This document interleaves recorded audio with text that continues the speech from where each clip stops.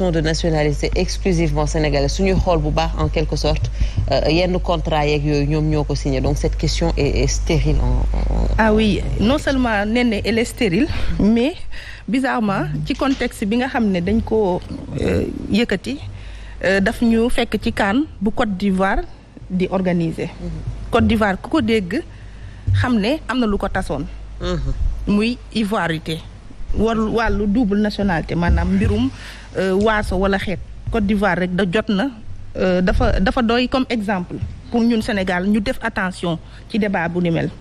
Parce que gis nañu ni mu taale woon Côte d'Ivoire xëy na am nañ ñoom pas-pasu relever waat ba doxaat tey ñëwaat bokk ci les géants mais ñun est-ce que pas-pas boobu yamaara day taal yàlla bu mu ñu daal parce que yaakaar naa ne Sénégal moom am na lenn lu mu tal lu dul ay crise à l'interne parce que crise à l'interne moo gën a bon moo gën a mën a Ndeye Fatou pour sax bañ la dagg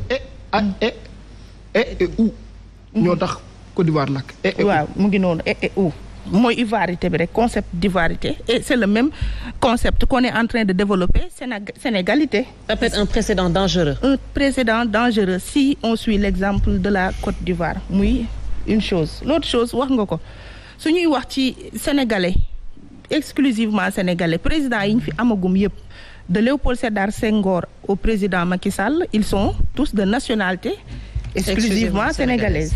Mais maintenant ñun Sénégal tey jii ak jeunesse bi ni ñu jógee tey am benn xadar am benn mer bu ñu def jëmale ko ci Occident précisément ci France lan moo ko indi lépp lu fi baax ñu jël ko cërale France grand chantier France ba tey jii li gën a fort ci réseau téléphonie connexion nga xam ne loolu mooy mbiru àdduna kenn mënul xëy suba ba ngoon te doo connecté wu ki koy gérer France la jógee ngay daw ci autoroute boo xam ne France moo nekk ci bopp bi ak fi nga xam ne mooy cëppaandaw gi ak lu jëm ci ndox ñu demoon ba bëgg ci am benn autonomie tey ndox France ñëwaat na ci di yoraat suñu gestion wu ndox loolu buñ ko doon cité duñ ci jógee boo xoolee fii grande surface yi ban moo fi gën a présente France la jógee fu ne bopp koñ bu ne foo dem France a ngi foofu noonu te ñooñu ay sénégalais ñoo leen jox yooyu kii ni opportunité.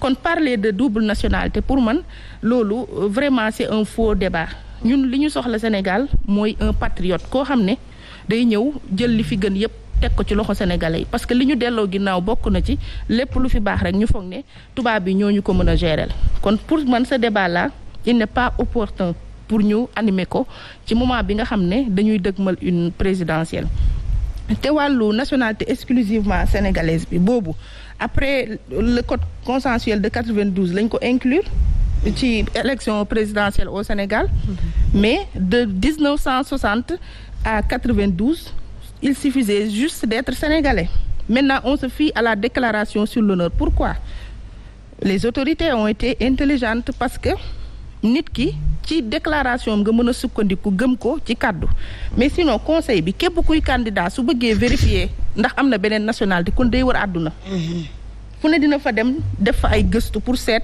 candidat yi ñu retenir pour élection présidentielle ndax am nañ fa nationalité est-ce qu'on a ces moyens pourquoi se fatiguer autant ça veut dire que loolu certes am na importance mais dafa accessoire te man pour man waruñu gëmloo sénégalais yi ne il faut être de nationalité exclusivement sénégalaise pour liggéeyal Sénégal ñu ñëwaat ci beneen contexte muy la CAN xale yii di muyee la maillot di rey seen bopp ci terrain bi ñu ci bëri juddoowuñ Sénégal mais bëgg Sénégal moo tax tey ñu ñëw jël nationalité bi mais aussi sol li nga xam ne mooy suñu maillot boole kook suñu emblème national bii di suñu drapeau di ko défendre devant l'Afrique et devant la face du monde.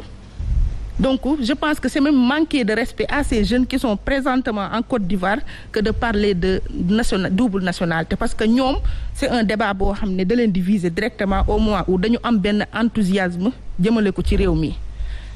Honorable l'a dit tantôt, sunu diaspora sénégalaise bi nga xam ne lim fiy dugal ci koppar ça dépasse 1000 milliards par année. Mais diaspora boobu ay couple yoo xamante ne la nationalité yi mën na bañ a doon benn.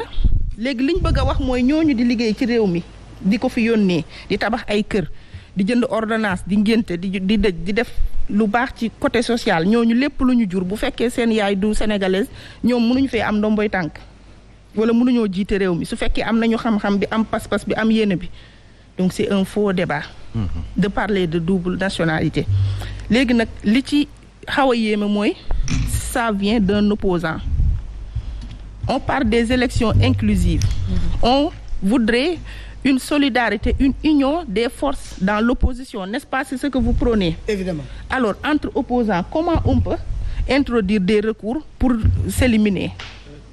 Au moment où le candidat de la majorité moom mu ngi dugal ay recours contre des opposants moom il vous indique la voie. Mais le code électoral a été voté pour éliminer un opposant. Si la personne le code électoral a été voté pour éliminer un opposant. Attention, n'a pas été envoyé par quelqu'un d'autre de ce gouvernement. moom amu fi. C'est ça la bonne question. C'est ça la bonne question. La bonne question. te Thierno Alassane Sall presse bi ñu ko jox mooy dafa am droit def réclamation. Il y a un droit de réclamation. Bien vrai que c'est un faux débat. loolu kay wax nangul nañ ko droit def réclamation moo tax conseil constitutionnel foofu lañ ko noppale warul mun a dem di seeti sur la déclaration de l'honneur kan moo war a dem ak dem mais nag jox na ki nga xam ne am nga qualité d'agir nga dem nga demander de def réclamation. Très bien. waaw mais au final qu'est-ce qui a été prouvé que Karim que ça soit la date du 14 janvier 15 janvier n'est plus français. Au final te man c'est la lettre de demande de renonciation pour man c'est cette date qui compte. Parce que dès lors où on demande à renoncer à une nationalité là on ne veut plus de cette nationalité. Maintenant avec les day jël effet automatiquement même si on n'a pas de réponse au bout de 6 mois. Parce que c'est un circuit boo xam ne gàttul même sénégalais boo xam ne am na beneen nationalité bëgg d'échéance nationalité fii c'est le président de la République qui la signe mais ñëpp xam nañ ne circuit administratif gaawul que muy Sénégal surtout loo xam ne c'est au plus haut niveau lañ ko war a signer et qui concerne un citoyen d'autre te duñ ko jël par cas d'espèce buñ koy jël dañ koy jël peut-être avec une liste boo xamante ne ce sont des demandeurs donc am na si yoo xamante ne pour man c'est pas pertinent d'alimenter ce genre de débat au moment où il y a une autre forme de perte de la nationalité française bu gën a éphémère bu gën a gàtt le citoyen français ne peut exercer aucune fonction publique étatique publique dans un autre pays et Karim en 2012 on parle depuis que son père l'a nommé ministre avait déjà aux yeux de l'État français perdu ses droits absolument en France. C'est ça. waxuma laaj ko. mais c'est automatique ça. C'est la constitution française. D'accord, c'est un débat stérile ça. Le cancre TAS qui a fait tous les bancs des universités nationales internationales universelles mondiales xamul paragraphe bu tuuti boobu nga xamante ne moo retiré Karim Wade de son droit d'être français. D'accord. maanaam bañ nit xam nga lu mu ko bañee nee na Aïcha tas fu mu nekk day coppati ay pot de vin dégg nga ko waxuma ko kii moo ko wax Farba Ngom muy jël ay pot de vin Ablaye Wade nit Farba Senghor dàqal tas loolu la tas mënula muñal kii nga xamante ni mooy Karim Wade waaye Karim Wade xool rek la. Alors waaw parce que disposition boobu dafa bokk ci constitution française mooy bépp doomu France warul dem di exercer une fonction publique ci beneen réew su ko defee rek déjà il perd sa nationalité te au moment où Karim exerçait ses fonctions boobu l'ambassadeur de la France était à Dakar. Mais évidemment. Donc il a assisté à cela mais peut-être il n'a pas joué. Camara d'ailleurs sur ses fonctions au Bénin.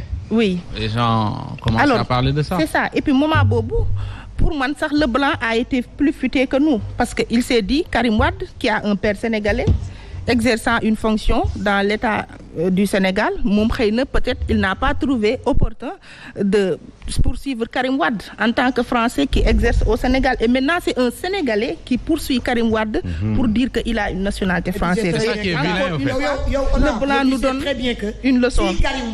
Si Karim Wade vraiment. Alors la France maintenant que faisons-nous de la constitution man c'est que loolu moo ma jaaxal quoi. C'est ça aussi. Vraiment man waxu. Non on est d'accord que la constitution ce qu'elle a dit c'est qu'elle a dit. Maintenant bàyyi leen day Fatou mu yeggali s'il vous plaît les gars.